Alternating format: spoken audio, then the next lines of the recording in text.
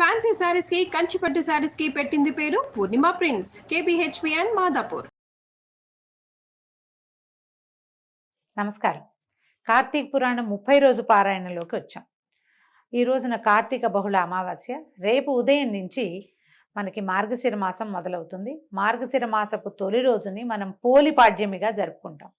అయితే అమావాస్య నాడు కూడా దీపాలు పెట్టుకుని పోలిపాడ్యమి నాడు జ్వాలా తోరణాన్ని అంటే నీళ్లల్లో వదులుతాం దీపాలని, అది రేపు చేసుకుంటాము. ఈ పురాణపు శ్రవణాన్ని పూర్తి చేసుకుని పాడ్యమి నాడు దీపాలు నీటిలో వదిలిపెట్టడంతో పోలిపాడ్యమి కథాశ్రవణంతో కార్తీక మాస వ్రతం పూర్తవుతుంది. ఈ వ్రతాచరణ సాధారణంగా కష్టమేనండి. పూర్వకాలం కార్తీక వ్రతం కష్టం అనుకునేవాళ్ళం. ఇప్పుడు ఇటీవల కాలంలో కార్తీక పురాణ శ్రవణం మనకి సులువైంది. పొద్దున్నే స్నానం చేయటం సులువైపోయింది. దేవాలయ దర్శనాలు సులువుగా అవుతున్నాయి. కొంతమంది అటు ఇటు తీర్థయాత్రలు కూడా చేస్తున్నారు. నదీ స్నానానికి అవకాశం తీసుకునే వాళ్ళు కూడా చక్కగా కనపడుతున్నారు. ఈ సులువైన ఈ కార్తీక వ్రతాచరణ, దీనికి కారణం సోషల్ మీడియా అని మనం అనుకోవాల్సిందే అనుకోండి. ఏటా చేయటం, మన తర్వాత తరాల వాళ్ళకి కూడా దీన్ని ఎంతో కొంత అలవాటు చేయటం చాలా అవసరం అండి. కార్తీక వ్రతాల వల్ల లభించబోయే పుణ్యాలు, లభించబోయేటువంటి విష్ణు వైకుంఠవాసము, స్వర్గవాసము, కైలాసవాసము కంటే కూడా ఆరోగ్యం ఎక్కువ సిద్ధిస్తుందండి. ఈ కాలంలో మనం ఉదయకాలమే పొద్దున్నే లేవడము, నిద్ర తగ్గించుకోవటము, తెల్లవారుజామునే స్నానం చేయటము, సూర్యనారాయణమూర్తిని యథావిధిగా నమస్కారం చేసుకోవటము, దీపాలు దానం చేయటము, దీపాలు ఇతోధికంగా దీపాలు పెట్టటము, నదీ స్నానము, ఇవన్నీ కూడా ఆరోగ్యాన్ని పెంపొందిస్తాయి. తర్వాత వచ్చేటువంటి మార్గశిర మాసం మరీ కష్టసాధ్యమైన మాసంగా చెప్తారు. చలికాలం పెరిగిపోతుంది. చాలామంది పెద్దవాళ్ళు చూడండి, డిసెంబర్లో ఎక్కువగా మరణ వార్తలు వింటాం. కార్తీక వ్రతాచరణ చేసిన వాళ్ళకి పెద్దగా అలాంటి సమస్యలు రావు. స్ట్రోక్స్ అవి తక్కువగా వస్తాయి. ఆరోగ్యం అంత పాడవకుండా ఉంటుంది. చలికి అలవాటు పడిపోయి ఉంటుంది శరీరం. చన్నీళ్ళ స్నానం వల్ల శరీరం గట్టిపడుతుంది. ఒకసారి ఒక చెంబు నీళ్లు పోసుకునేసరికి చన్నీళ్ళు పోసుకున్నాం అనుకోండి, అనిపిస్తుంది ప్రాణాలు పైన పోతున్నట్టు ఉంటుంది. ఆ అంటంలోనే మనకి తగిలిన షాక్ తోటి నరాలకి బలం వస్తుందండి. నర్వెంట్స్ బలోపేతం అవుతాయి. దానివల్ల మనకి సడన్గా వచ్చే సమస్యలు రాకుండా ఉంటాయి.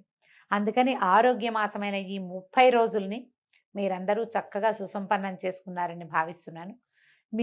మీరు అందరూ ఈ వ్రతాన్ని సుసంపన్నం చేసుకోవటానికి భాగస్వాములైనటువంటి సుమన్ టీవీ వారు, నేను కూడా చరితార్థులమైనట్టే. ఎవరెవరు కార్తీక పురాణం విన్నారో వాళ్ళందరికీ శుభాభినందనలండి. మీరు ఖచ్చితంగా ఈ కార్తీక మాస వ్రతాన్ని ఆచరించినట్టే భావించాలి. అయితే మనం పురాణంలోకి వద్దాము. సూతప్రోక్తమైన విషయాలన్నీ విన్నటువంటి ఋషులు, ఓ మునిరాజా, రావి చెట్టు ఎందువల్ల అంటరానిదయింది, అయినప్పటికీ శనివారం నాడు మాత్రమే ఎందుకు పూజనీయతని పొందింది అని ప్రశ్నించగా సూత మహాముని వాళ్ళని ఇట్లా సమాధానపరిచాడు. ఏమని చెప్పాడట? పూర్వము క్షీరసాగర మథనంలో లభించిన అనేకానేక వస్తువులలో లక్ష్మిని, కౌస్తుభాన్ని శ్రీహరికి సమర్పించి తక్కిన సంపదనంతా దేవతలు తీసుకున్నారు. అయితే శ్రీహరి శ్రీదేవిని వివాహం చేసుకోదలిచాడు. కానీ శ్రీదేవి, ఓ నారాయణ, నాకంటే ముందు జన్మించింది మా అక్కయ్య ఉన్నది. ఆ జ్యేష్ఠకు పెళ్లి కాకుండా కనిష్టనైన నేను కళ్యాణమాడ్డం పాడిగాదు గనక ముందు ఆమెకు మనువుకై సంకల్పించమని కోరింది. ధర్మబద్ధమైన రమాదేవి మాటల్ని అంగీకరించిన విష్ణువు ఉద్దాలకుడనే మునికి జ్యేష్ఠాదేవిని సమర్పించాడు. స్థూలవదన, అశుభ్ర రదన, అరుణ నేత్రి, కఠినగాత్రి, బిరుసు శిరోజాలు కలిగినటువంటి జ్యేష్ఠాదేవిని ఉద్దాలకుడు తన ఆశ్రమానికి తెచ్చుకున్నాడు.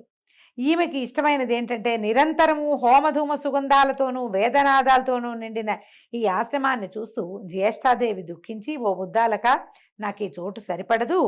వేదాలు ధ్వనించేది, అతిథి పూజా సత్కారాలు జరిగేవి, యజ్ఞయాగాదులు నిర్వహించబడేవి అయిన స్థలాల్లో నేను నివసించలేను.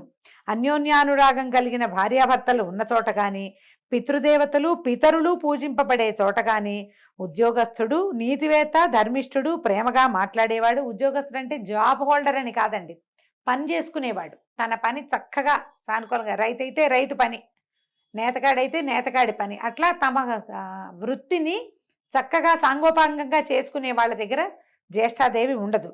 ఉద్యోగస్తుడు, నీతివేత్త, ధర్మిష్ఠుడు, ప్రేమగా మాట్లాడేవాడు, గురు పూజా దురంధరుడు ఉండే స్థలాల్లో గాను కూడా నేను ఉండలేను. ఏ ఇంట్లో అయితే రాత్రింబవళ్ళు ఆలుమగలు దెబ్బలాడుకుంటూ ఉంటారో, ఏ ఇంట్లో అతిథులు నిరాశతో ఉసూరుమంటారో, ఎక్కడైతే వృద్ధులకు, మిత్రులకు, సజ్జనులకు అవమానాలు జరుగుతూ ఉంటాయో, ఎక్కడైతే దురాచారాలు, పరద్రవ్య పరభార్యాపహరణశీలుడైన వాళ్ళు ఉంటారో అలాంటి చోట్లోనే నేను ఉంటాను. కళ్ళు తాగేవాళ్ళు, గోహత్యలు చేసేవాళ్ళు, బ్రహ్మహత్యాది పాతక పురుషులు ఎక్కడుంటారో నేను అక్కడ ఉండటానికే ఇష్టపడతాను అంది. అంటే తాగుబోతు వాళ్ళు ఉన్న చోట జ్యేష్ఠ అదే ఉంటుందండి. మన కర్మవశాత్తు కలియుగారంభంలో ఎటా ఉన్నారో కానీ మానవులు ఇప్పుడు తాగని వాడు లేడు.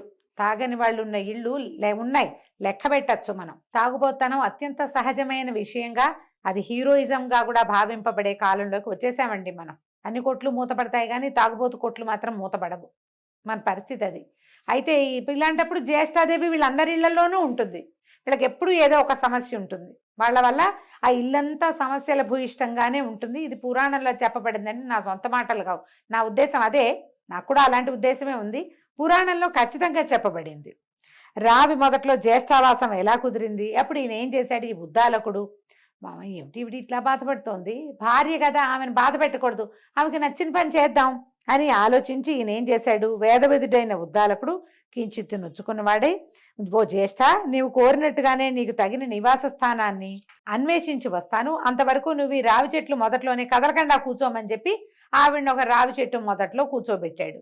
భర్త ఆజ్ఞ ప్రకారం జ్యేష్ఠాదేవి రావి చెట్టు మొదల్లోనే అలాగే ఉండిపోయిందట.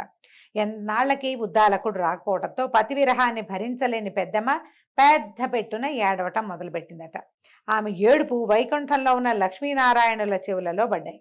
వెంటనే లక్ష్మీదేవి, మా అక్కయ్యను ఊరడించవయ్యా అని బతిమలాడింది భర్తను. మా అక్కకి ఏదో కష్టంగా ఉంది, ఇది ఇప్పుడు కూడా చేస్తాం మనం. అక్క చెల్లెలకి ఏదైనా ప్రాబ్లం వస్తే భర్తను అడుగుతాం, వాళ్ళ ప్రాబ్లంలో ఉన్నారు సాయం చేయమని అడగము. సాక్షాత్తు శ్రీమన్నారాయణుడు ఆయన చేయకేం చేస్తాడు. ఈ భార్య మాటలు విని ఆయన ఏం చేశాడు, ఈవిని కూడా తీసుకుపోయి కమలా సమేతుడై జ్యేష్ఠాదేవి ఎదురుగుండా ప్రత్యక్షమయ్యి ఆమెను ఊరడించి, ఓ జ్యేష్ఠాదేవి, ఈ రావి చెట్టు నా అంశతో కూడి ఉంటుంది కనుక నువ్వు దీని మూలంలోనే స్థిర నివాసం ఏర్పరచుకుని ఉండిపో. ప్రతి ఏటా నిన్ను పూజించే గృహస్థుల యందు లక్ష్మి నివసిస్తూ ఉంటుంది అని చెప్పాడు. అయితే ఆ నియమాలలోనే ప్రతి శనివారము రావి చెట్టు పూజనీయగాను అక్కడ జ్యేష్ఠాదేవిని షోడశోపచార విధిగా అర్చించే స్త్రీల పట్ల శ్రీదేవి అమిత కరుణా కలితే అనుగ్రహించేటట్లుగా ఏర్పరిచాడు. ఈ విధంగా శనివారం నాడు రావి చెట్టుకి ప్రదక్షిణాలు చేయొచ్చు. శనివారం నాడు ముట్టుకోవచ్చండి, మిగిలిన ఏ రోజుల్లోనూ ముట్టుకోకూడదు. ఇది లెక్క. పురాణంలో ఇట్లా చెప్పారు. ఓ ఋషులారా, సత్యభామకు శ్రీకృష్ణుడు చెప్పినట్లుగాను నారదుని చేత పృథు చక్రవర్తికి చెప్పబడిన విధానంగాను నేను మీకు ఈ పద్మపురాణాంతర్గత కార్తీక పురాణాన్ని వినిపించాను.